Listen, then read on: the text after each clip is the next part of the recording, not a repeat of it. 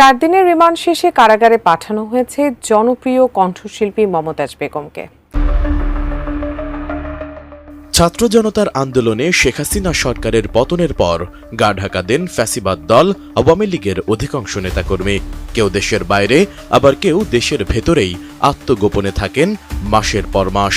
তাদেরই একজন মানিকগঞ্জ 2 আসনের সাবেক সংসদ সদস্য ও জনপ্রিয় লোকসঙ্গীত শিল্পী মমতাজ বেগম। সরকার পতনের প্রায় 10 মাস পর সম্প্রতি গ্রেফতার হয়েছেন তিনি।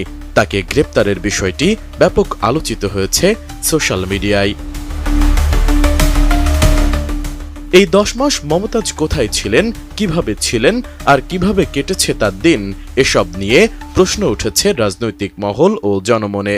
এ বিষয়ে এবার মুখ খুলেছেন মমতাজেরই আপন বড় ভাই। তিনি জানিয়েছেন এতদিন তার বোন মমতাজের অবস্থানের বিষয়ে।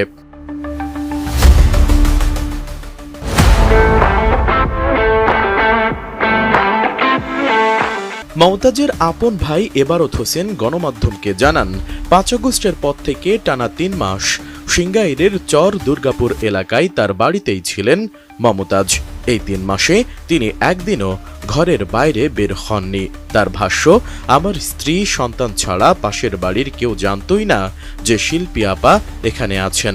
তিনি সবার সঙ্গে যোগাযোগ বন্ধ রাখেন, কেউ প্রয়োজন হলে আমার মাধ্যমেই যোগাযোগ করতেন। এছাড়া স্থানীয় সূত্রে আরও জানা গেছে, এবারত হোসেনের বাড়িটি ছিল চারপাশ থেকে সিসি ক্যামেরা নিয়ন্ত্রিত এবং কোনো আগন্তুক এলেই জানিয়ে দেওয়া হতো বাড়িতে কেউ নেই। আইনশৃঙ্খলা বাহিনীর নজর এড়িয়ে বেশ আয়েসেই সময় কাটত মমতাজের। এবারত হোসেন আরও জানান, মমতাজের ঘনিষ্ঠ বান্ধবী নিপার মাধ্যমে তার নামে ধানমন্ডিতে একটি বাসা ভাড়া নেওয়া হয়। এরপর এক মধ্যরাতে বোরকা পরে গ্রামের বাড়ি থেকে বের হয়ে কালো গ্লাসের একটি মাইক্রোবাসে করে সরাসরি ঢাকায় চলে যান মমতাজ। বাসায় ওঠার পুরো প্রক্রিয়া নিপা তত্ত্বাবধান করেন।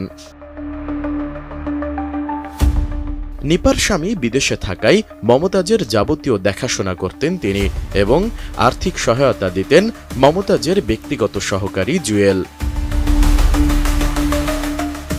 এদিকে মমতাজের তৃতীয় স্বামী ডাক্তার এস.এম. মঈন হাসান জানান, আত্মগোপনের এক পর্যায়ে মমতাজ কিছুদিন মানিকগঞ্জ পৌরসভার সাবেক মেয়র মোহাম্মদ রমজান আলীর মেয়ে রুনুর মোহাম্মদপুরের বাসায়ও ছিলেন। তবে রমজানের ঘনিষ্ঠ সানোয়ার হোসেন এই তথ্যটিকে মিথ্যা দাবি করেছেন। অন্যদিকে জুলাই আন্দোলনে একটি হত্যা মামলায় তাকে গ্রেফতার করে 4 দিনের রিমান্ড শেষে শনিবার কারাগারে পাঠিয়েছেন আদালত।